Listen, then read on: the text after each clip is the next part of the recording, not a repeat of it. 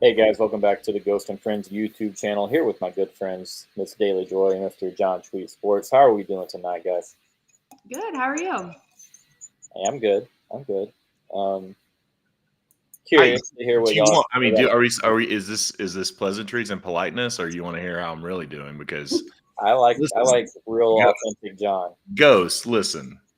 What in the world? I have not had anything to drink in quite a few days because I spent Saturday in Athens, and I'll tell you, the committee has had enough for all of us. Like this committee is clearly drunk. So, but I'm doing good. I'm doing well. I'm excited to hang with y'all. Excited to be here. I think we've got plenty to talk about between the Dogs, the Horns. Are we? I mean, we're not talking about LSU, are we? Maybe a little bit. I just need a couple of opinions. We'll talk about Joy's actual team, Indiana. First, in regards to Joy, hey, how was Provo? How was your experience up there? I know that it didn't really go the home team's way, but I don't know if you were there to even watch the home team. So tell us about Provo. Yeah, funny story. My intention was never to go to Provo. My dad and I had tickets to the Utah State-Hawaii game, so that's why we went to Utah. We got there Thursday, bought tickets to a Jazz game because why not? And then Friday went to Park City. Saturday we're at the Utah State game. I'm watching LSU Florida on my phone, and the ticker says something about like BYU Kansas, and I was like, wait, BYU's not that far. So I looked it up while we were sitting in the stadium, and then I looked at my dad and I said, do you want to go to Provo tonight? And he was like, are you psychotic? And then I think he like second guessed the daughter that he raised, and then he was like, you know what, like, let's just go. So we got in the car, drove to Salt Lake, dropped our bags off at the hotel, drove straight to Provo. I will say this about BYU. Great, incredible stadium, super nice fans. I had heard that they weren't nice. That's a lie. They were very nice. Freezing cold, incredible views. I mean, that's something you will never get in the SEC. Now the view on the field was much uglier than the view that we're used to. But yeah, I had a great time. Saw 2 college football games in one day, in some of the most scenic views that you could ever have, and watched, an upset. So it's hard to complain when that's my life, Evan, let's lay off LSU and Miss Joy for just a moment. We will get to some Tiger talk, but I'm glad that you went. I think that is one of the cooler backdrops in all of college football. I hate that for me, I'm not a cold guy, so I think I'd have to hit a September game. That'd probably be the move for me. But it looked beautiful. I didn't know that you were there. I was like, that's got to be awesome. It was not planned in any way, shape, or form. Was only supposed to go to one game, and then realized how close it was, and was like, there's no reason not to go to BYU. Like, there's just no reason. We're way too close. And I will say this: BYU was a college football playoff team, ranked in the college football playoff, and I bought my ticket for $38. So if we think that we really value, if we think that there's even a comparison in the way that we value football in these different areas, that should explain a lot to you. Crazy. Real quick, guys, Coach Lounge, Matt, Joseph, 512. Thanks for all being here, guys. Y'all keep going in the chat. Let's have some fun. I think we're gonna have a pretty good time in this episode. But yeah, you're way too close. You have to go do that. You're there for the Utah State game. No reason you can't go make that trip. Utah State won as well, right? Yeah, that like handedly. Like, I think the final score was like 55-10, and they've not had a great season. So I was excited to see them win. Yeah, I think there was only like a 2-point spread on that, so that's a big win. Yeah. What was the environment like up there? Was it pretty solid? I mean, I know it's not an SEC football game, but yeah, I will not lie. Like, it's a struggle as an SEC fan to go to anywhere that's not an SEC school, just because they don't treat college football the same way. But like the Utah State game, I will say, like my dad and I, the kickoff was at 1:30. My dad and I were eating lunch at 12:30 in a restaurant like 7 miles away. And we're able to get to Utah State, park the car, and walk in the stadium with like 20 minutes to spare. So like there was no one at that game. And part of that, I'm sure, was just their, like lack of winning, the cold. It had been snowing all morning. The BYU stadium was completely full, super loud. The only thing I'll say is like they would get super loud and then insanely quiet, like to the point that I felt like you could hear a pin drop. And I was like, is the game still going on? Like, is someone hurt and I missed it? Maybe they were just freezing because it was indeed freezing cold. And they don't sell alcohol in their stadium, which is just another thing I could never do. But BYU, come on, wait. Sanford Stadium didn't sell alcohol until I know, John, and I judged you for it. This year. Yes. The first time Sanford sold alcohol inside the stadium. And I judged them for it. I'm not even gonna lie. But yeah, it was a good environment. It's not comparable, but like I think for them, it's so like their fans enjoy it. It's what their fans are used to, and they were having a great time until they lost. Mm-hmm. So it was a fun time. It was a bucket list trip. I'll remember it forever, and I'm glad I got to experience it. One last question regarding your trip to Provo. Did you get a cougar tail? No. Okay. Didn't fit in the macros for the. Yeah. I get it. Okay, it's a food. Cougar tail. Go Google cougar tail real quick. They have them at every concession stand in the stadium, but I had drank all my calories and alcohol that trip, so the cougar tail was not in the macro count. Fair enough. No, fair enough. And so while you were hanging out in the great state of Utah all weekend, Mr. John was having some type of blackout experience. It seems like he's continued it here into Tuesday. But talk to me about your weekend, John, watching the Dogs. Had the brothers side by side with you, right? I did, yeah. So my two brothers, at Hey Michael Smith and at Dawgs_forever on the Twitters. My brother Michael came in from Oregon. Daniel lives up the street a little bit. We all went to Athens and went to see night game. Went to see Georgia versus Tennessee, a top 10 matchup. Went to wore all of our black. Hung out at the Morris Hall tailgate. We had my guy Thomas Rhett, country singer Thomas Rhett, came by. He's a Georgia fan, but he was wearing all orange because his wife is a University of Tennessee graduate. He made a bet with his wife that he ended up losing, which the lesson is never make a bet with your wife where you have to end up wearing Tennessee orange. Like, I mean, I don't know what kind of thought process went into that, but we had a good time. I have a big tailgate there in Athens, and then went to the game. And Georgia, Georgia hadn't played a home game in 37 days. Georgia very rarely, if you go and look up, I have the stats somewhere, but if you go and look them up, Georgia is last, I believe dead last in the SEC. Maybe Vandy might be. Maybe Vandy might be ahead of us or behind us, but in night games, Georgia just doesn't have night games for whatever reason. And so it was a night game. And a few weeks ago, Kirby Smart challenged Georgia fans. Georgia fans didn't really like it that much because what ended up happening is Kirby challenged the fans. The fans challenged the athletic department to make the game day environment better. If you want a better game day environment. And boy, did they show out. They had the DJ for the Atlanta Hawks and for Georgia basketball, Sir Foster, was playing, all kinds of bangers in between every snap. They had fireworks coming off the top of the stadium for the first time ever. It was a really great experience. And the best part was we beat Tennessee's ass, which is always just a joy and a pleasure to have Tennessee come into Athens with national championship college football playoff hopes alive and well. And then you get into that fourth quarter and you just snatch their soul right from their body. It's just a beautiful feeling. If you've ever interacted with Tennessee fans. So I had a great time. John, did you beat them or was it the refs? Because I thought the refs cost the game. Well, the refs are on Georgia's payroll. So we that's right. Collectively. Yes, my check cleared to the SEC officiating. No, man.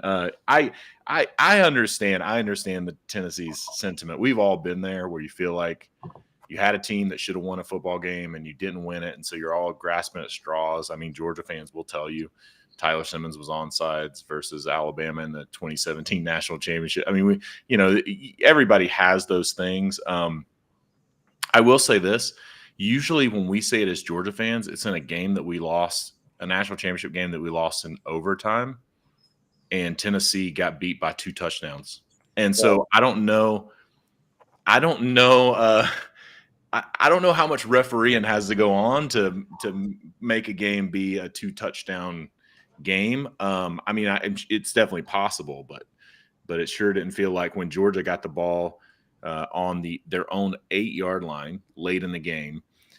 Tennessee is down 24-17. Georgia's on the 8-yard line, and Georgia took it 12 plays, took it 92 yards in 12 plays, and took 7 minutes off the clock to score and go up 2 touchdowns. And the only penalty called on that whole series was on Georgia. I mean, a 12-play, 92-yard drive with a game on the line, eat up 7 minutes and score to go ahead by 2 touchdowns. It's hard to blame the referees on that. So had a great time. It was a fantastic weekend. It's definitely a little bit of a statement drive right there. I didn't get to watch that one. I had to go back and rewatch. And, it went about as I expected. Now, you have one word, Mr. John. Describe for me Josh Heupel's offense. Gimmick. I mean, I've said it on your show. I said it on your show when we were talking about was Tennessee legit or not a few weeks ago, and I said you got to score 20 points on Kirby Smart before I'm going to believe.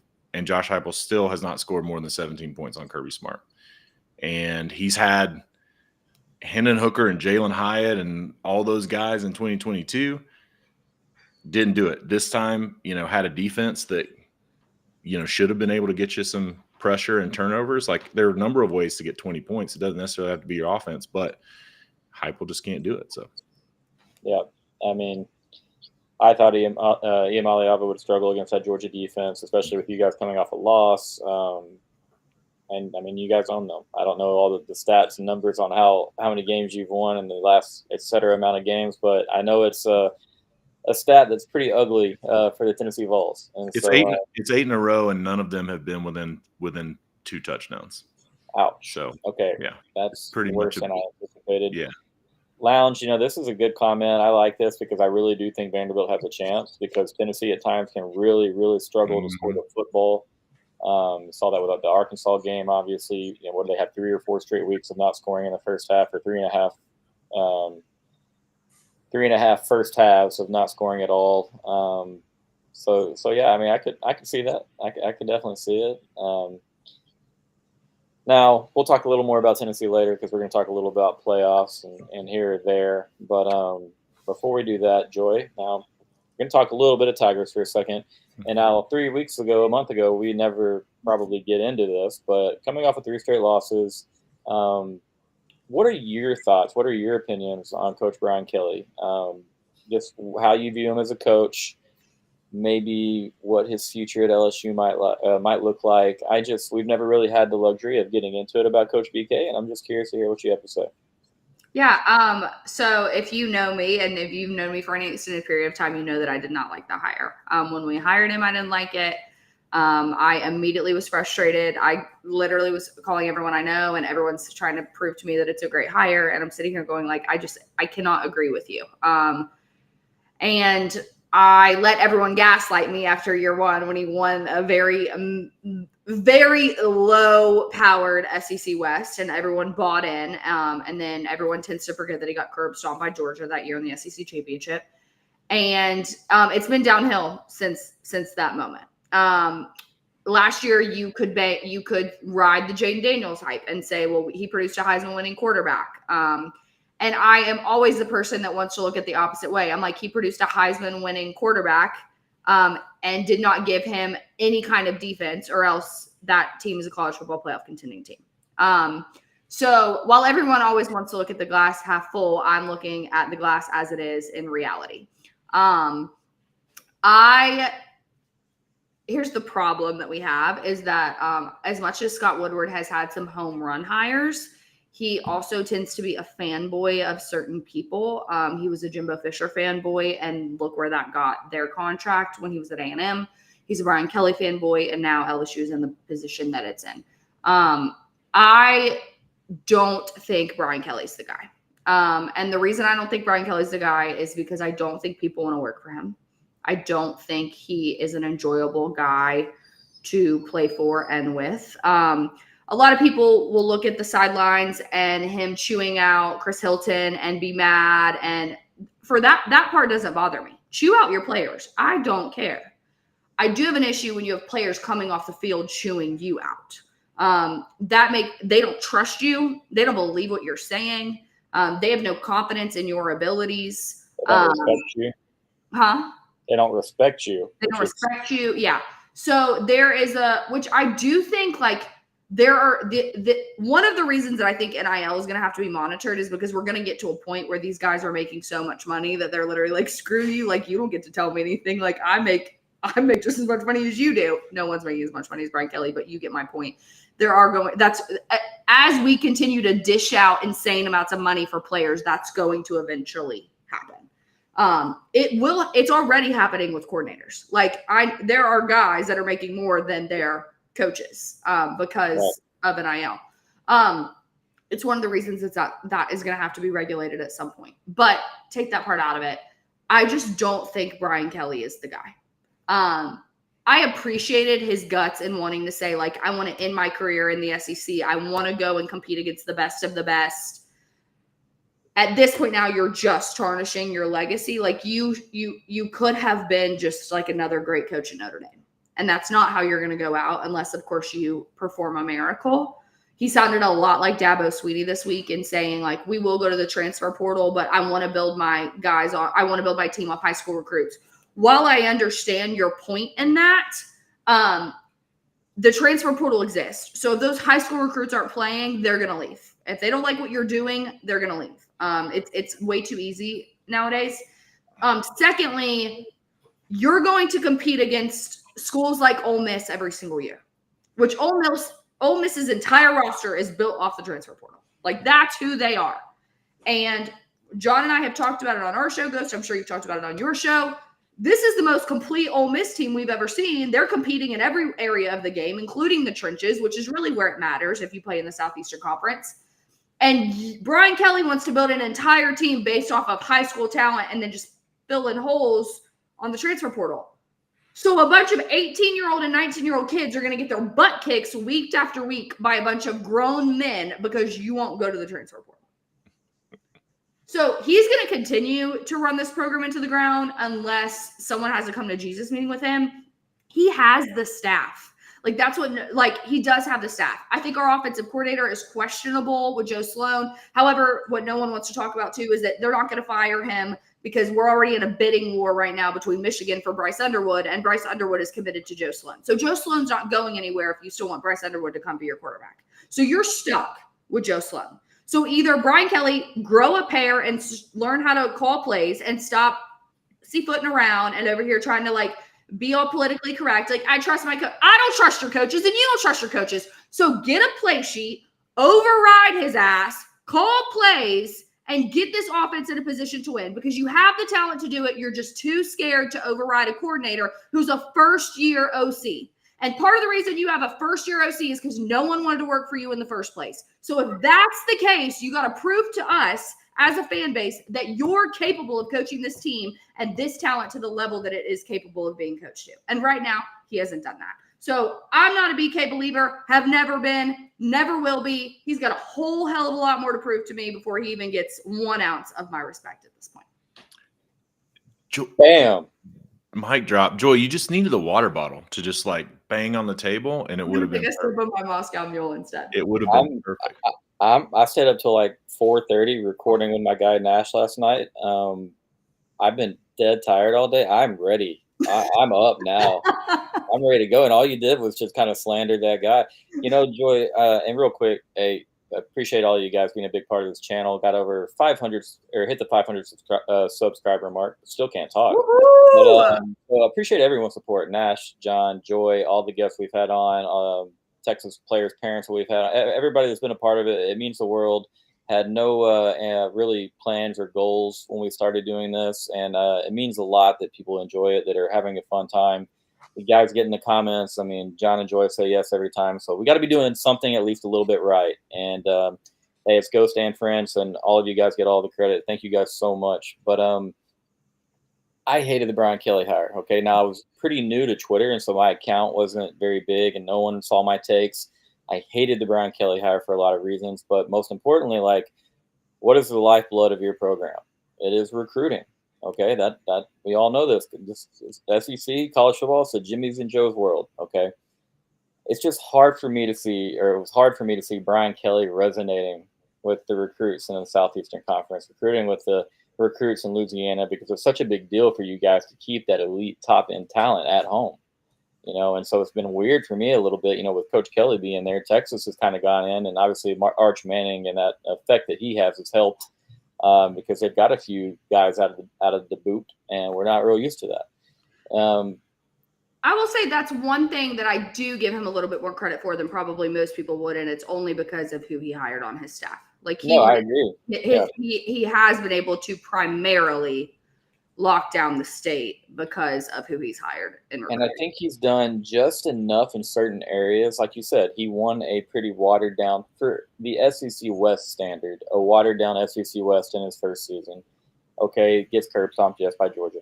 But then you go to year 2, and they struggle mightily on defense. But hey, we have the Heisman. We have hype around recruiting. We still have some hype around the program. Okay, and then he did just enough in hiring a staff that knows how to recruit. Now, developing some of the guys I think are really good developers. Some I think are a lot better at recruiting. But you stole Bo Davis from Texas, got him back to his alma mater.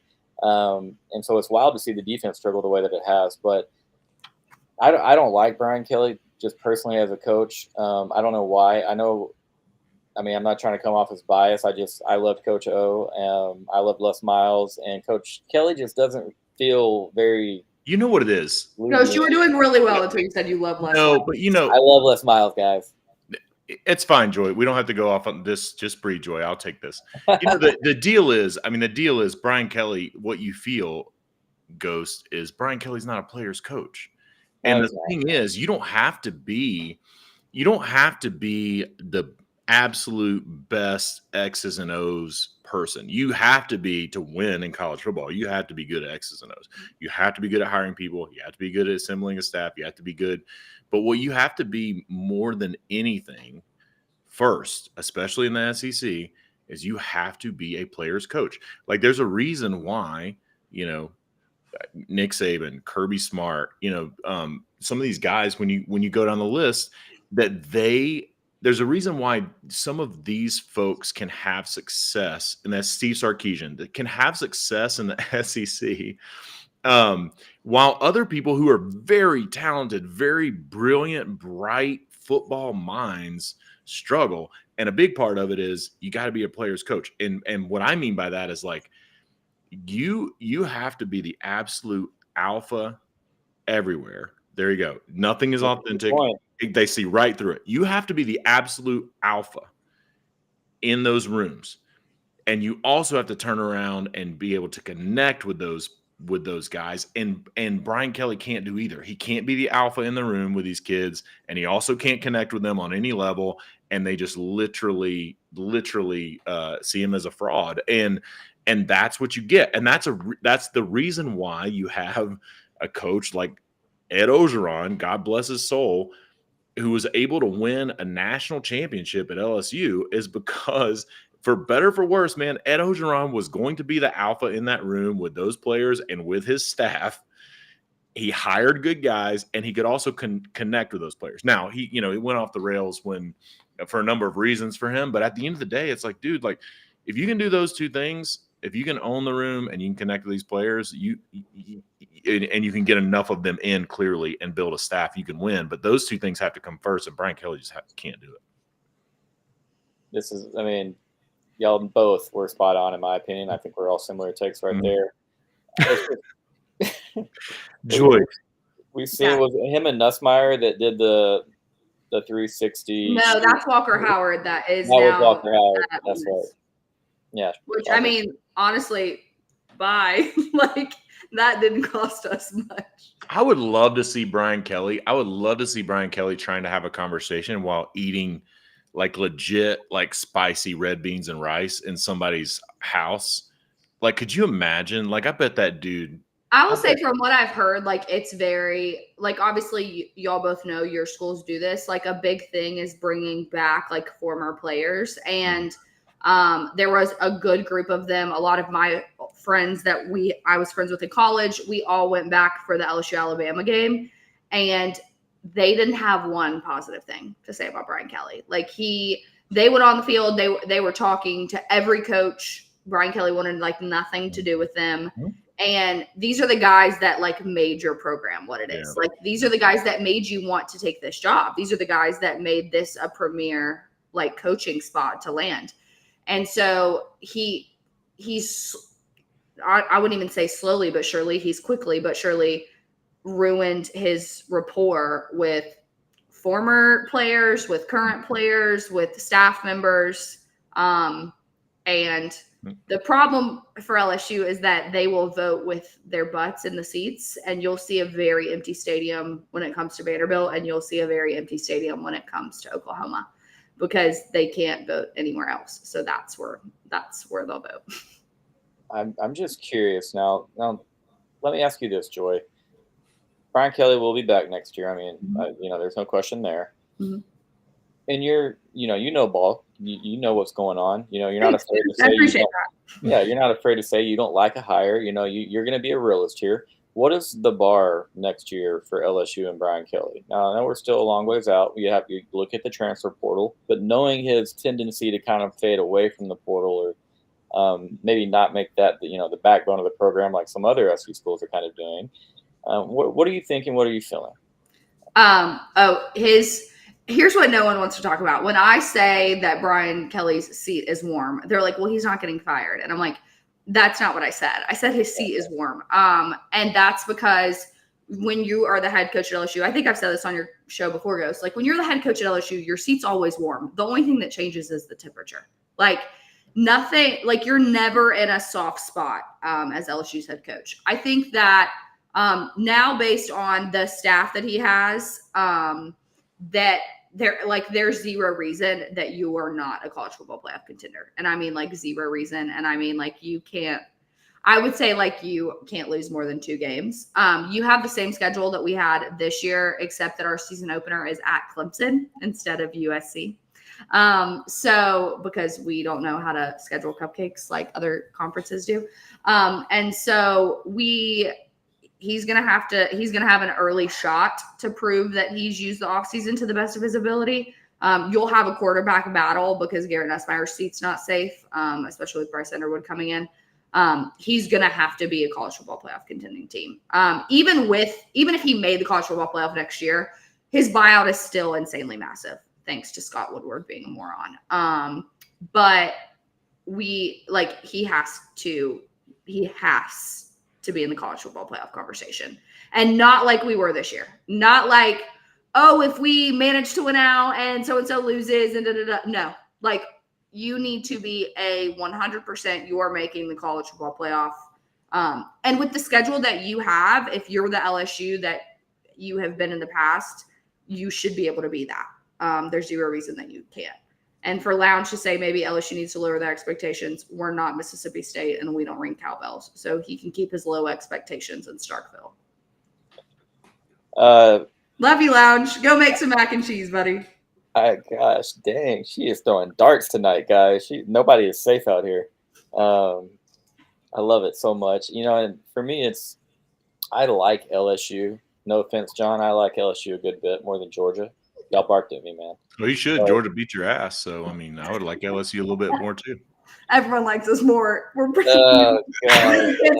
Sorry. I didn't mean. I apologize. It's okay. I deserve that. It just comes out sometimes. Just No, I get it. It's the time of the year. We're all looking here and we're comparing schedules. We're comparing. I'm literally grasping on every possible win I can right now. So. I love it, and I'm just gonna sit here and have to think about the 2018 Sugar Bowl because I'm pathetic and I can't let you one up me and my life's, it is what it is. But here we are. Painful.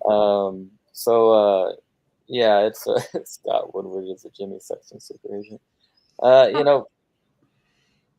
don't know how long LSU fans are going to tolerate what they've been seeing on the field because since I've been a child and growing up watching this sport, LSU has put out more than competent defenses. And so I don't know how long they can stomach watching, some of these run fits and lack of tackles and just effort even at times. I don't remember the safety that was trying to run down the Florida running back at the end of the game the other day, where Florida kind of iced it, but not 100%. It could have been any of them. Goats, they're all trash. God, I love her. But yeah, so we'll get off LSU because I want to keep you around. I don't want you to just bolt out here on us because I don't want any. I was really worried, Joy, that Mike G was going to show up tonight in the comments. He could have. Here's the thing about me, Ghost. I have zero issue. Like, John can tell you this. Like, if LSU loses, like, I have zero issue being like, they got their ass kicked and they deserve to get their ass kicked. Like, oh, yeah, absolutely. Mike G could have come in here and been like, you're a moron. I told you Alabama was going to win. And I was like, you're right. Like, you're right. LSU got their butts handed to them. Every person that wants to talk trash can talk trash. They have a right to talk trash. I have zero issue with it. No, I wasn't worried for you, darling. I was worried that you were going to body him after he got out of line celebrating that W. I only worried for old Mike G. I'm just in the interest of bodying Brian Kelly at this point. Well, hey, John, I got news for you, man. Do you hear who's coming your way in Atlanta? We're talking about it. We're trying to talk to the to Sankey and all the officiating crews. We're gonna set this up however we can. We want our rematch, John. Listen, I would welcome a rematch with Texas in Mercedes-Benz, even though Mercedes-Benz has been an Achilles heel for Georgia. I would welcome that game. I just hope you guys beat Texas A&M because I'm still trying to see a ranked win from Texas. So take care of business first, beat a ranked team first, and then maybe we can run it back. We'll run it back. Hi, Mike G. Thanks for being here, man. Look at you, man, showing restraint. We're not throwing shade at you, but we brought you up, and after the battle y'all had last time, I thought you'd come in here spitting fire as well. Eddie is full on in college basketball mode. I love the way that his mind works. I wish I was as good as him about, just being able to compartmentalize and think about both sports simultaneously. But it's normally like the end of November. I'll be ready by the UConn game, Eddie. I'll be ready. I have been watching. I told Brandy earlier I've been able to watch like no college basketball the last 2 weeks because of work, and it crushes my heart. But hey, John, don't let me sidetrack you. I'm not giving up on this football season. Okay? No. I love scared of the Aggies. No. I love Nash. Nash says that I'm just pained at the thought of having to face Texas again. And I will say, I would like to not play Texas again. For two reasons. Number one, I don't love rematches. Number two, it's hard in college football to beat the same team twice. But if this committee keeps disrespecting Kirby Smart the way that in this schedule, the way that they're disrespecting Kirby Smart in this schedule, please give me Kirby Smart against anybody on any field because that dude is an absolute maniac. He's an absolute maniacal person. There is a reason that Kirby Smart is 5-1 in the college football playoff. I mean, the guy, when you get him into that playoff, he's 5-1. The only one that he lost was the overtime 2nd and 26, Tua to Devontae Smith. So I'll take that guy any day. Line it up, 5-1 college football playoff. Give Kirby Smart a couple weeks to prepare for a game, and yeah, I am nervous, Nash, for sure, because the one team that really no one wants to play is a team who hasn't won a conference championship, and I don't know. Well, I guess y'all won one in the Big 12, maybe that last year, but hold on a minute. We won one last year, and then we won one 2009, 2000. So Okay, okay, so, okay, Cool. cool, Been a cool, lot awesome, longer. cool. Okay. Yeah, that's the team. Yeah, that's the team I'm terrified of. That's the team I'm terrified of. I know there's a couple people in this panel right here who have, y'all collectively won, 5 national titles in the last 25 years. But No, we've got a few conference titles, all right, which is more than the big rival we'll be playing in a couple weeks can say. So, yeah, you talked about that game a little bit. Let's talk. We're going to talk a little bit about college football playoff rankings, but mostly I want to talk about resumes. I want to contrast and compare a little bit. And we might as well start with Texas because I love them, and I can't wait to hear what John has to say about them. And most importantly, John, and I don't want to speak this into existence, but Texas obviously would get in at 11-1, 12-1, 11-2, depending on what they do in the SEC title game. If Texas lost to Texas A&M, do they deserve to get in? Would they get in? Because there's a difference there in some cases, or some teams' cases. And then support, whatever you decide to come up with as far as your result for Texas. Yeah, I mean, I think so. I'll say this completely respectfully. If Texas loses to Texas A&M, I still think Texas deserves to get in the college football playoff. And I say that because I can't sit here and make the case that the SEC is as difficult as it is and all this stuff, and then turn around and be like, yeah, but if Texas doesn't beat Texas A&M, this is a tough league. Kyle Field will be absolute hell to play in, especially because of this rivalry game. It's hasn't been played in however many years, and so for me, again, if I'm on the committee, you have to look at these situations. A loss to Texas A&M is not like going on the road and losing to SMU. You know what I mean? Like it is a very, very different animal. And so when you look at this, and you would even say like, well, Texas doesn't have a ranked win or whatever. At the end of the day, Notre Dame doesn't have, it's like you start doing some of this math and you're like, okay, well, I was looking at these. I was looking just at these things. It's like if you're gonna say like ranked wins matter, then you have to really pump up and be like, okay, well then why is Georgia 10th? Why is like if you're looking at ranked wins, if you're gonna say that like, well, they don't matter as much, then it is kind of a situation where it's like, okay, well if Texas loses to Texas A&M, are they left out? My opinion, you have to take it all into account. You have to take it into account and say, what was the situation? Where was the environment? Where, was it a rivalry game? Was it the last game of the year where teams are banged up? All of this stuff has to come into play. And I don't think the committee is sophisticated enough to do that. But my personal opinion, if I was on the committee, I think Texas has done enough this year to get into the college football playoff, as long as they don't lay an egg, against Kentucky. I think going to Texas A&M is going to be one of the toughest games in college football this year. And so that's my opinion. Now, that being said, who knows what this freaking committee is going to do? Because I mean, when you're sitting there propping up, Notre Dame, because you can't look and say, well, Notre Dame is number 6 in the country, and you're propping them up because of that win over Texas A&M, and also say like, well, Texas doesn't deserve to be in the college football playoff because they lost to Texas A&M. Like that for me is really the differentiator, because that's the only thing propping up Notre Dame right now is that win over Texas A&M. Everything else for Notre Dame, nothing else makes sense for them to be at number 6. And I mean, obviously I'm biased, but I do definitely think Texas is one of the handful of best teams in the country. And now, Joy, I'm going to get your opinion first before I go on my rant, because I don't know if I'll ever shut up. But let me hear what you have to say for the Texas Longhorns, Joy. Do we deserve to get into the college football playoff if they were to lose to a Texas A&M team that would, assuming they beat Auburn, would be a top 15 team, with losses to Georgia, losses to Texas A&M there? That would be the resume. Now, I'm only asking this question to you guys because Josh Pate, many other big-time media personalities have come out and shared their opinion, saying that Texas should be out if they go 10-2. But what do you say, Joy? I think as a person that really knows the Southeastern Conference, I think John would probably agree with me. Like, we obviously are going to say that you deserve to get in. I understand, sorry, Texas fans, why outside of our conference people think you don't deserve to get in. And it's because they hear us complaining about a one-loss Penn State being ranked at number 4. And their only loss is to a higher ranked Ohio State team.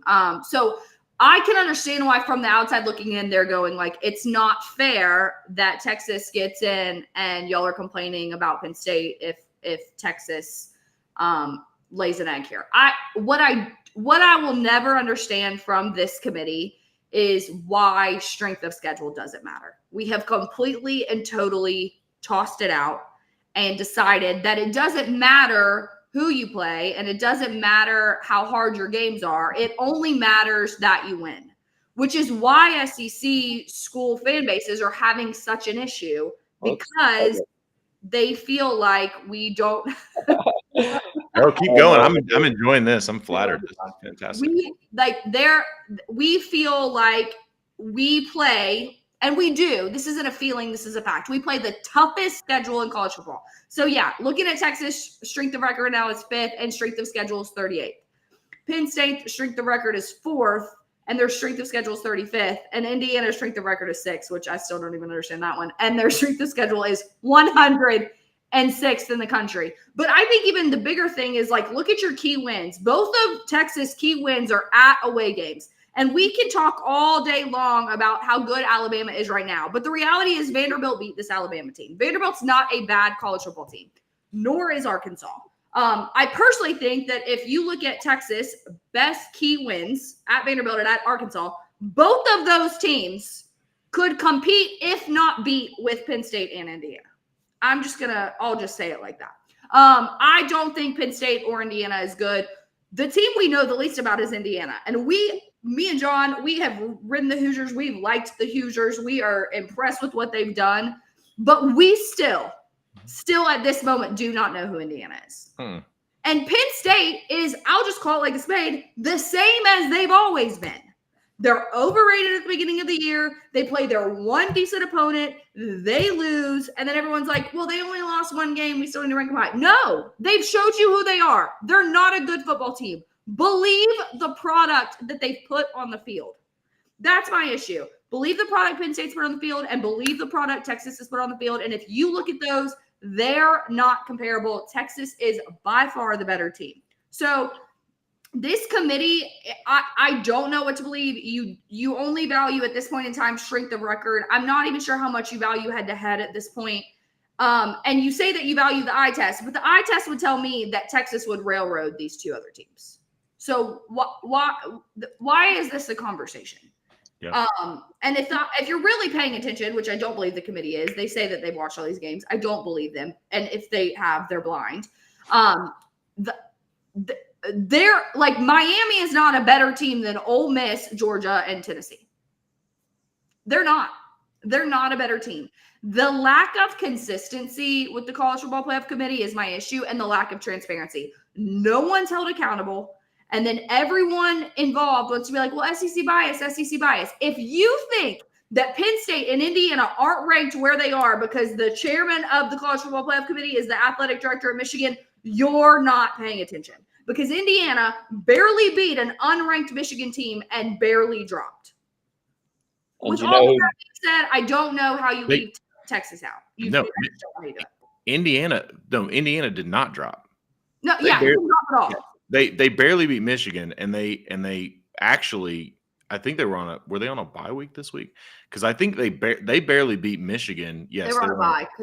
They barely beat Michigan, and they moved up.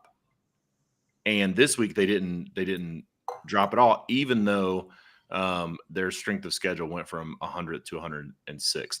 I think some of the comments in here, like I agree with what Daniel said here in the comment where he said, why is Arkansas a key win for Texas but a bad loss for Tennessee, right? It's like those types of things when you start doing this analysis. It's like, all right, cool.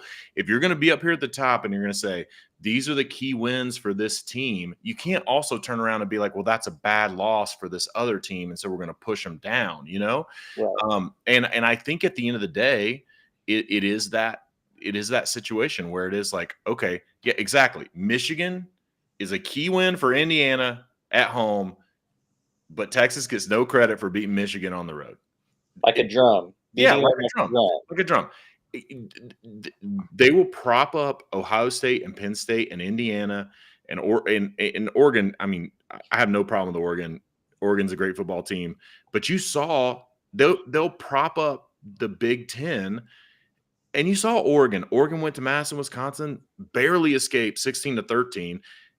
Alabama beat Wisconsin 42-10. So when you look at these, and I don't believe in the transitive property. I don't believe that it's like, okay, even similar, even same opponent, same field. Like I still, there's different times of the year. There's different environments. There's different, like teams get better, teams get worse, like all of those things.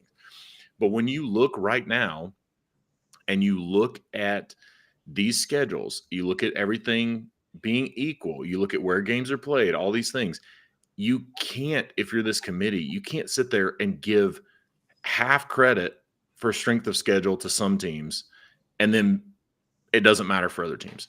And the best example of that, I will keep saying it. We're talking about the Big Ten and the SEC, but I'll keep saying it. What the hell has Notre Dame done? If you say Notre Dame is 6th in the country because they beat Texas A&M at Texas A&M, well, shit, that all those SEC teams play a bunch of Texas A&Ms. Like we play, you know what I mean? And you can't be in a situation where you prop up that win so much, but then also turn around and say, but if Texas doesn't win that game, they're out of the college football playoff altogether. Like I just don't understand it. And how in the world, in what world do we look at a team that has the 82nd strength of schedule, 13th strength of record, lost to Northern Illinois at home? The only win over a currently ranked opponent is at number 15 Texas A&M in the first game of the year. And that team's number 6. But you look at, these other teams and you say, well, because they lost to number 10 Georgia on the road, they're the first team out. It's like, what are we even doing? Like, I mean, it's crazy. Like you look, like a Georgia team is a good example. Like Georgia ranked number 10th, and I'm completely biased when it comes to Georgia, but Georgia ranked number 10th. Their 2 losses are to number 7 Alabama on the road, to number 9 Ole Miss on the road. They beat number 11 Tennessee, and they beat number 3 Texas, and they beat whatever Clemson is, number 17 Clemson. And it just baffles my mind. It baffles my mind that you have a committee that will sit there and will put so much value, because that's the only thing that makes sense, is they're putting so much value on that Texas A&M win and how Notre Dame has looked against bad unranked teams, to overlook a loss to Northern Illinois, but you won't give the same credit to these teams who are going out here and just beating the hell out of each other in the SEC, in a tough physical conference where road games are played. Like I love Indiana. Joy just said it a few minutes ago. I would love to see Indiana beat Ohio State. Honestly, I would love to see Indiana beat Ohio State, and I'd love to see Indiana go and beat Oregon and win the whole damn Big Ten and throw the whole thing in cast. I would love to see that. Yeah. But at the same time, when you go to Bloomington and play Indiana, you're playing in front of 51,000 people. On a good day. On a good day. I mean, try going into Bryant-Denny in front of 103,000 at night. Like it's not comparable. It's just not comparable in any shape or form. When Texas goes to Kyle Field, it'll be in front of 102,000 people at night in a fierce rivalry game. It just does not compare in any way. That's well said. I'm glad you guys kind of back up what I think and feel naturally with being a Texas guy. For me, it's the way that Texas is winning games. And yes, I know that there is not one against a currently ranked opponent. But, I mean, they went into Michigan and they're up 31-9 at half. Okay, They didn't really dance around, struggle at all in that game. Mm-hmm. Played a really sloppy first quarter, or quarter and a half with Mississippi State, won the game 35-13. Okay, other SEC teams have struggled more with Mississippi State than that. Beat Florida, I know it's without DJ Lagway, by 32. You beat Arkansas by 10 on the road, a team that Tennessee lost to, didn't score a point on in the first half. Texas never trailed in the game.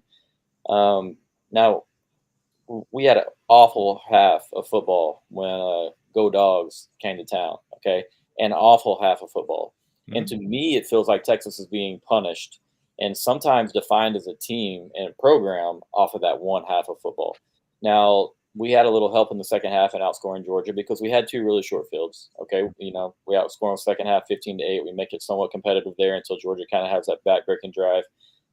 But to me, people are just they've so much overreacted to that half of football, and then the fact that we let Vanderbilt creep back into the game at the very end. They scored a touchdown to make it a 3-point game with under a minute left. We were well on the way to winning that game by 3+ scores, and then I think we had like 725 penalty yards in the third and fourth quarters alone. Like we fell apart from a penalty perspective, and then turned the ball over, gave up a short field again. So like it's a 3-point win at the end of the day. It is what it is, but it just to me, we are called fraudulent by a lot of different people, and to me, it resonates back to the first half of the Georgia game. But everybody else, I mean, they've lost. A lot of teams have lost twice. A lot of the teams that have lost once. I mean, we're talking about their wins. Penn State, who the hell have they beaten, man? I'm so tired of talking about Penn State, and they beat Illinois by 2 touchdowns. Well, that's great. Illinois was ranked, top 20 at the time. I mean, they're 7-3, I guess. Good for them. They lost to Ohio State by a touchdown after not scoring a single offensive touchdown in that game. John, I know you pointed that out. I mean, like Penn State. So everyone's talking about the SEC schedule. Everyone's talking about Alabama playing Mercer. Penn State played 1-9 Purdue this week, and Purdue had lost 8 games in a row coming into this game. Like these are the games that Penn State is playing. Like, these are the games. And it's like the same thing. You were talking about that with Georgia, and that you had that bad half. And I feel the same way. I feel the same way because Georgia versus Alabama, you start the game down 28-0, and you literally have a lead with a minute and a half to go in the game. But you get no credit for that because you ended up losing on a fluky like prayer, to Ryan Williams, where your safeties ran into each other. And like, all of these things, it's so interesting to me that you look at that and you say, hey, yeah, Texas, we're going to demonize Texas because they, had a bad half versus Georgia. If you're going to say Texas had a bad half versus Georgia, they should get credit, then you have to say, hey, Georgia had a bad half versus Alabama, they should get credit. And like, I think, and that's the hard part with this committee. Miami is a great example of this. Miami, 0 wins versus currently ranked teams, 0. They just lost to Georgia Tech, right? Moved up, had a bye week and moved up because of BYU's loss. But like, what are we doing? Like all of these, when you look at all of these teams, and again, like I'm fine with giving Penn State and some credit, but for playing Ohio State close, I'm fine with that, right? If you're going to give credit for playing games close, like you were talking about the Texas playing some games close with Arkansas and some of those games, and that Vanderbilt game, for example. Oregon just beat Wisconsin 16-13. They beat Idaho by 10. Yeah. This is what happens in college football. Welcome to big time college football. You're going to play teams, and it's going to happen. Like there is a reason why very, very, very, very few teams in the history of college football have gone undefeated and won a national championship, right? Like most teams you're going to see has a loss somewhere along the way. This committee, the problem that I have, and Joy said it a long time ago in this show, problem I have is lack of transparency. And if you're going to give credit, if you're going to say Penn State gets credit because they played Ohio State close, then you got to do the same thing with these other teams. Like you can't just say, well, yeah, but they played this team close, but then they also turned around and lost to this other top 10 team. It's like, okay, that's fine. I think at the end of the day, the committee has set us up for chaos with these auto bids, because what's going to happen is Miami or SMU is going to win the ACC, and they're going to get one of those top 4 spots. Boise State is going to be in as the group of 5, assuming they continue winning, or maybe, Army could sneak in, or even freaking Tulane could be ranked 20th and get in if Boise State, drops another one. So that they're going to be in. You're going to have Colorado or BYU get an automatic bid.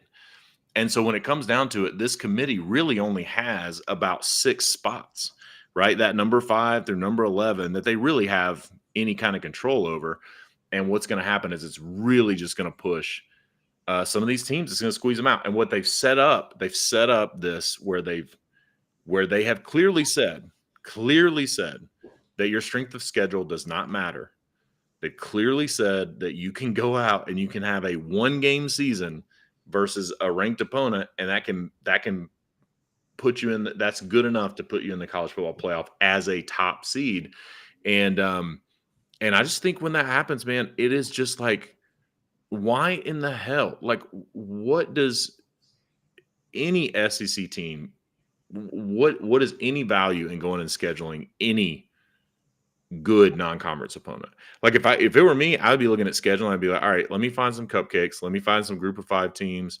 Let me find, keep an FCS team in here. I'm going to schedule some cupcakes and I'm going to try to stay healthy and I'm going to build my whole team. My whole team is going to be built for this SEC schedule. That's the only thing I'm going to care about. I'm going to put me some teams on the schedule I can beat. And then I'm just going to focus on, those 8 games, because clearly the committee is saying it's more valuable to not play, to lose to the only ranked opponent that you play than it is to play an actual tough schedule, because you're just not getting credit for it. So I hope I'm wrong. I do hope I'm wrong. I hope this committee, there's still a couple weeks, and I hope Texas goes out and beats Texas A&M, and I hope it's like, everything's solidified and there's a good SEC championship game and a good Big Ten championship game and, all these things. But dude, like if you're telling me really you're going to give a spot to a top 4 spot to SMU, Miami, BYU, or Colorado, like that's what we're doing. While Alabama, Georgia, et cetera. And my bigger issue is just, I think Georgia, I'll say this and I'll wrap it up. A team like Georgia, when you play 3 top 10 teams on the road, and you play 4 top 10 teams total in a season, and one of your non-conference opponents is a top 20, currently ranked top 17, number 17, currently ranked team, and you still are in a position where you're not going to get to host a playoff game if you go 10-2 in that schedule, what in the world are we doing? Like, I'm not vouching for Georgia to be number 5 or any of this stuff. But if you play that schedule and you go 10-2 and you can't even host a playoff game when you've played 4 top 10 teams and a top 17 team, and you played the SEC schedule, and you played, your Power 4 non-conference rival at the end of the year who just beat number 8 by your own committee's rankings, what are we doing? No, I'm with you. I fully agree. I think that the body of work is something that we're not looking at. We're not looking at the substance that's on Georgia's schedule. You talk about Ole Miss, Tennessee, Alabama, Texas. That is insane. When you go compare that to a Penn State, you compare that to Ohio State, any Big Ten team, it does not matter. Even if they scheduled a big game out of conference, they cannot hold a candle to, So in my opinion, a 10-2 Texas is getting in no matter what. I think the committee has shown how they feel about Texas. I know a lot of talking heads are saying maybe they wouldn't deserve it if they do go 10-2, lose to A&M, have no ranked wins. But they're not going to drop Texas from the 3 spot all the way out of the playoffs, in my opinion. I feel like we benefit from having, the brand. We've been really good the last couple of years. Obviously, Texas sells. I'm not saying that's why we ultimately get in. I think we'll deserve to be in there, but I don't know, man. I like Kurt. I like Coach Sig at Indiana. It's a great story, but now it's kind of getting in the way a little bit of what is right and the justice that needs to play out in this first playoff, because this is what's going to happen. We've all watched high school ball, I'm assuming, right? We all cared about high school ball at some point. We've all watched it, and then we've probably all seen the case where you have this one district, right?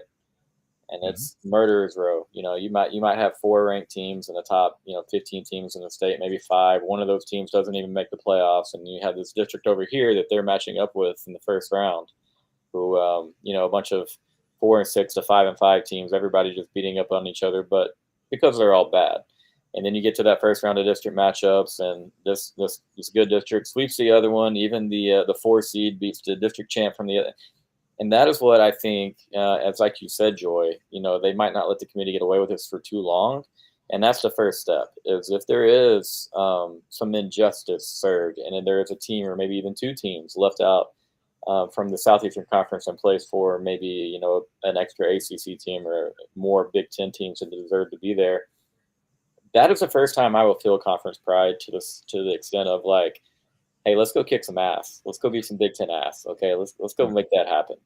And I never thought I would say that, but from the way this all shaping up, 4 out of the top 5 teams are Big Ten teams, and it's not because they're 4 of the best. I mean, there's Oregon's good, Ohio State's good. I would make a case for 8 other teams that are behind Penn State to be ranked higher than Penn State, and maybe more.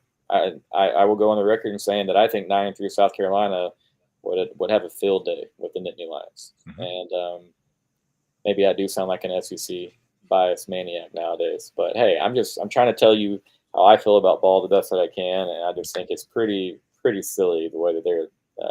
You just finally realize what we've all been dealing with for years. Well, like it's just finally going to affect you the way it's always been affecting us, and so now you go to war, and people have never understood that. Like, well, you're a conference homer. No, I just have watched my team play the best of the best week after week and then get punished for it. So that's where it comes from. It's never been like we just wanted to like ride the tails of a conference. It's being aware of the fact that this conference does host the best college football programs that exist, and you play them week in and week out. And so you're more aware of that now than you've ever been.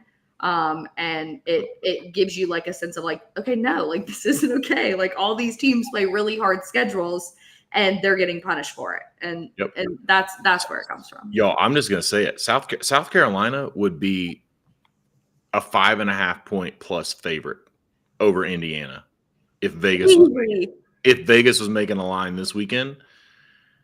And so it's just to Joy's point, we're all welcome Texas to the SEC. You're all coming around to realizing just how difficult this thing is. And I'm not saying that it is. I'm not saying the SEC is elite from top to bottom. It is not. There are certainly teams like Mississippi State Lounge who certainly, would Indiana would stick to tailgating. Indiana would just beat like a drum. Those teams exist. The problem with the SEC for teams that play in it, and Texas you saw it this year with Vanderbilt is a good example. When you have college football players across the country that want to come play in the best college football conference in America, you are getting your pick in recruiting of the best of the best. Because if Ohio State, Oregon, maybe Michigan, I guess, you have a few of those teams that like they're going to recruit like super well because of their brand. No one's going to play at Ohio State because they want to play in the Big Ten. They're not doing that. Brand, right? It's the brand. It's Ohio State. People are coming to play in the SEC. People are going to play at Vanderbilt because they want to play in the SEC, and they're turning down teams in the Big Ten and teams in the ACC and teams in the Big 12 to come play at Vanderbilt because they want to play in the SEC. And that's what people don't understand is it is the quality of players that you're going up against. There's a reason you look at those charts of drafts by NFL draft by conference, and the SEC literally blows it out of the water compared to every conference because it is where all those guys want to come play. And so welcome Texas. That's what you feel. And you feel it every week. You feel it where it is like, yeah, you come into games like versus Arkansas is a good example where Texas come in, big favorite. You feel like, hey man, like we should beat the hell out of Arkansas. And then the game day comes around and you get that pit in your stomach because you're like, oh my God, I don't know. Joy and I have talked about it a lot, even with Georgia, like where I'm like, dude, I don't know. Because like these teams, you never know what's going to happen on any given Saturday in this league. And again, there's a reason why the SEC is 10-5 versus the other Power 4 conferences, 3-1 versus the Big Ten. And the margin of victory is pretty significant over all of them. And another thing that you want to point out, you talked about the SEC and it not being maybe elite, top to bottom, but for me, and correct me if I'm wrong, please, because you would both know much better, but it feels like to me there's never been more parity in your conference before now. Yeah, well, Ole Miss is a great example, right? Ole Miss, I do love what Lane Kiffin is doing at Ole Miss, even though I came on here and lit him on fire a couple weeks ago before he beat Georgia's ass.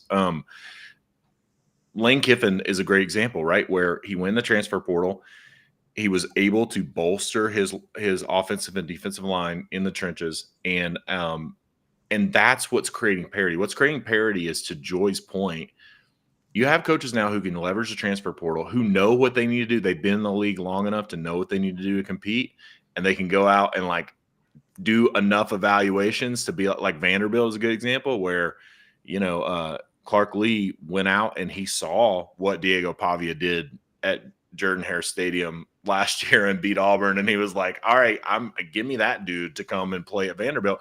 Like, you have enough of your pick of the best players in the transfer portal to fill those gaps, and you're still bolstered by a lot of these teams, at least, are still bolstered by the high school recruiting. So you got guys who've been in your system for 3 years. You've got NIL now, so you can get, maybe a few more to stay that might have left to go get a scholarship somewhere, and you can pay them to stay and keep you some depth.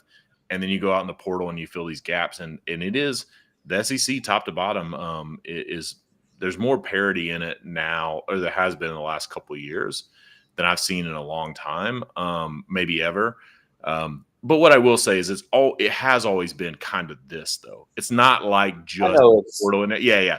It's not just like the portal and NIL. I mean, you had what Hugh Freeze was doing, and now he had some sanctions and recruiting violations and lost his job. But when he was at Ole Miss and was beating Nick Saban, I mean, it's been around for a while where you've had these coaches who can figure it out. Well, I only asked because I want to make which that's a perfect response because it's all very accurate. But I wanted to make your point further about your Big Ten take in regards to people are only going to play at the big brand schools. They're not going to play at the conference. And so these teams in the SEC, the parity, you're having guys, 4-star, 5-star recruits that are sitting on the bench for maybe their freshman year or freshman year and the end of the spring of their sophomore season or the end of the freshman year, they're bouncing, whenever it may be. And they're staying in conference. There's a lot of conference or transfers going around in conference, and you're not going to get that in the Big Ten. There's Big Ten transfers that come down here and play in the Southeastern Conference. You don't have guys in the transfer portal wanting to hop around within that conference, really, not from what I can tell. Maybe Michigan, Ohio State, they might pick up a big guy or two, or what they think is a big guy or two from some of the more bottom feeder Big Ten schools, but to me, it's just there's a lot more better football teams, obviously, in the SEC. And then even if you talk about elite teams in the SEC, I think you would have more in that conference than you have in the Big Ten as well. Yeah, and what there's more of, to one other point that no one really talks about is the SEC. There is significantly more money from top to bottom to put into facilities, training, strength development, all that stuff. Because even at Vanderbilt, right, like you got good facilities in terms of weight room, in terms of training, in terms of building like your body and all the things that, like, the reason a 5-star will come and sit on the bench is because they're getting the reps at practice, they're getting developed, they're getting the weight room, they're getting the nutrition, they're getting the training, like all that stuff to prepare them for when they're ready to play. And so you got some of these teams that, if you go in the Big Ten and you go to, I don't know, Rutgers or somewhere and you ball out and you want to go get developed, like you come to the SEC to do that. You don't, majority of them are not going from Rutgers to Michigan or Ohio State or whatever. Like they're coming to the place that has all that money, top to bottom. These freaking, like, if you've ever walked around, I know y'all have, and I have too, but if you ever walked around in like a real like SEC weight room and training facility, it's like, oh my God, like it will blow your mind how much money they put into equipment and spaces to develop these players. So that's the one thing that people don't talk about in the SEC, but that's when I talk to coaches, when I talk to staffers, when I talk to people and I say, yeah, everybody wants to come to the SEC because of, it's the best football conference, and they will be very quick to be like, no, they won't come to the SEC because have you seen this freaking weight room compared to like the weight rooms at, Indiana? It's like, yeah, that's why they want to come to the SEC. I mean, totally. Yeah. I agree with you. And that's why, to me, you see that parity so quickly, since the portal, came around, you've seen that parity in the conference. John, I think you're a top-notch brother. And with that being said, an inspiration to you. I'm going to brag on my brothers for a minute. Shout out to my youngest brother, Coach Bryce Samuels, right here. His Texas Lutheran Bulldogs, Division III school in Seguin, Texas, made the D3 playoffs for the first time since 2014. Let's go. Yeah, man, traveling up to Oregon next week. They get a bye in round 1, but so they pop off. And then my my other younger brother, they handedly won round 1 in the Texas high school state football playoffs. They've only lost 3 games in the last 3 years, all to the same program. So how much do you think Vegas would favor them over Indiana if they were to line it up this weekend? Texas Lutheran or the Texas high school 3A team? Both. Oh man, yeah. Seeing that Ohio State on spread on that, it's pretty unsurprising, to be honest. I knew it would be juicy. Would be a double-digit spread. I want Indiana to win that game. I want Indiana to go ahead and knock Ohio State out. Let the story continue. But if they're not legit, let them get exposed. The committee's not going to let them in my opinion, if they go 11-1 with a loss that's by 3+ touchdowns to the only team with a pulse that they played all season. But just my opinion, So, Joy, do you have any more takes when it comes to Big Ten, SEC, who gets in, who doesn't get in, how many teams get in, etc.? I mean, I feel like y'all have kind of covered it all. I don't need to make the people re-listen to everything that y'all just said. You both nailed it. You both know exactly how I feel. So. Oh yeah, you do, and I think you did a great job expressing it. God bless Texas high school football. Y'all stay out of our state, though, okay? You Tigers and Dogs, keep, worry about your guys. Leave ours alone. You stay out of our state. Ours is small. You got plenty of talent in your own, so you stay over there, and we'll stay over here. I'm sorry, but we've created a bit of a pipeline, okay? Yeah, I know. You over here trying to pipe our state for all it's worth. It's okay. I don't blame you. We do produce the best athletes in the country. Yeah, I mean, recognize game, right? And John, we're coming in your backyard next, buddy. But like literally, I'm coming over to drink bourbon, so be prepared. I'll be there, Ghost. I'm telling you, hey, if Texas doesn't screw this up, I'll have all of you over in the backyard. I got plenty of you know what I'll do? I'll pull out the Kaha China box. You know what a Kaha China box is? I don't want to be surprised. It's essentially it's a convection smoker that replicates like cooking something in the ground.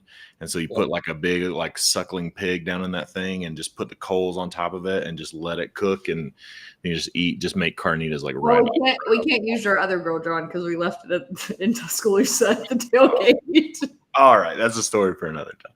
Next time y'all come on, I'm hearing this. We got to hear about this story. That's great.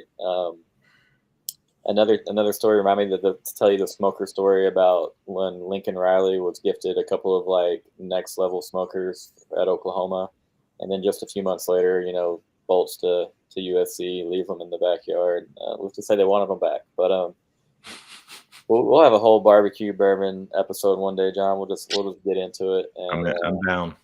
Spend a couple hours. But guys, comments, thank y'all for watching. Thank you all for being here, making it fun, giving us a few more things to talk about. Please throw a like on the video. These two are exceptional guests every time they're on.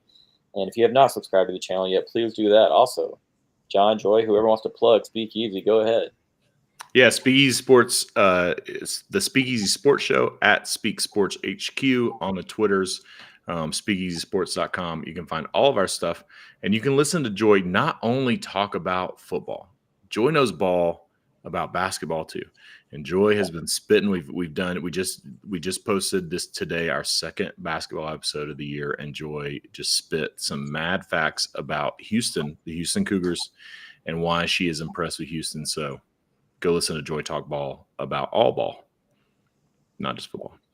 Yeah, John's being nice, but John is king of the show and knows all there is to know. So if you want to hear excellent takes, And you know what's great too is like we're being so nice to each other. Come listen to the show, and we'll just be yelling at each other. Yeah, we're not this. We're arguing with each other the whole time on the show. So it's You two argue? Never. I can never say it. We argue, but we argue like very like John and I have never gone at it, and we'll never go at it. I think lucky for us, we both have hardcore respect for each other and each other's programs. So we talk a lot about everyone else, and we'll argue with everyone else that can't argue back because they're not on the show.